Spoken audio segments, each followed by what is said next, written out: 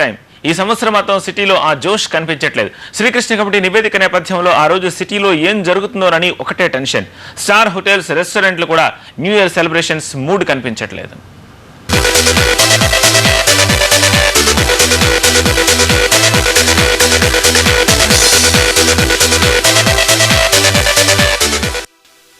హైదరాబాద్ ఓ cosmopolitan city. అనేక భాషలు, cultures కి కేర్ ఆఫ్ అడ్రస్. అన్నిటికీ మించి emerging IT hub. Star hotels, convention centres ఎప్పుడూ ఏదో ఒక ప్రోగ్రామ్ తో కళకళలాడుతుంటాయి. డిసెంబర్ 31 వస్తే సిటీ అంతా సెలబ్రేషన్ మూడ్ లోకి వెళ్లిపోతుంది.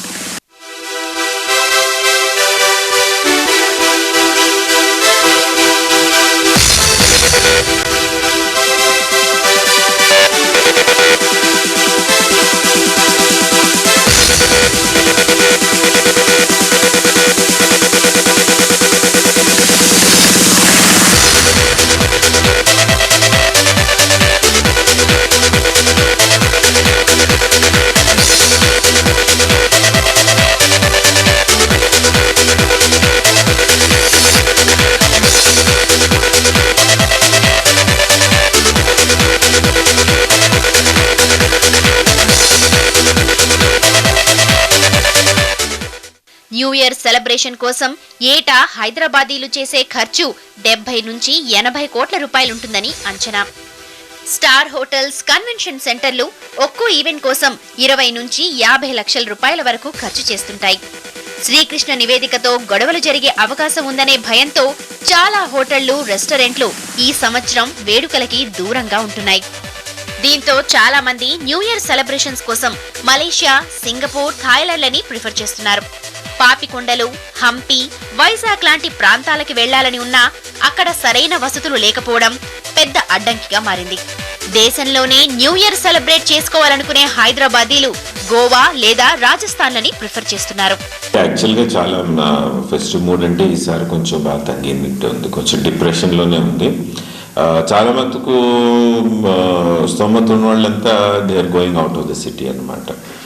హంపి వెళ్తారు, లేకపోతే విశాఖపట్నము లేదా పాపికొండలని, కొంచెం అంటే బడ్జెట్లో చేసుకునే వాళ్ళు దగ్గర ఉన్న ప్లేసెస్కి వెళ్తున్నారు. కొంచెం అఫోర్డ్ చేయగలిగిన వాళ్ళు మలేషియా కానీ, సింగపూర్ కానీ, థాయిలాండ్, ఇట్లా దుబాయ్ ఫారెన్ ట్రావెల్ కూడా చేస్తున్నారనమాట. ఐటీ ఉద్యోగుల్లో కూడా ఈసారి న్యూ ఇయర్ జోష్ కనిపించడం లేదు. గత ఏడాది ఆర్థిక మాంద్యంతో మిస్ అయితే ఈసారి శ్రీకృష్ణ కమిటీ నివేదిక భయంతో న్యూ ఇయర్ సెలబ్రేషన్స్ మిస్ అవుతున్నామని చెబుతున్నారు. సిచ్యుయేషన్ అంతా ఎన్కరేజింగ్ గా లేదు దిస్ ఇయర్ సెలబ్రేట్ చేసుకోవడానికి మనకి. బికాజ్ అజిటేషన్స్ జరుగుతున్నాయి కదా, తెలంగాణ కానీ separate Samaikyandhra కావాలనేసి.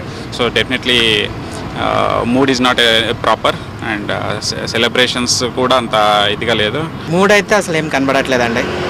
When compared with last year అయితే రిసెషన్ అనుకుంటూ మేము చేరుకోవడమే తక్కువ అయింది. బట్ ఈ సంవత్సరం కొద్దిగా ఎక్కువ ఉంటుంది అనుకున్నాం, కానీ ఈ సంవత్సరం అలాంటిది ఏమీ లేదు.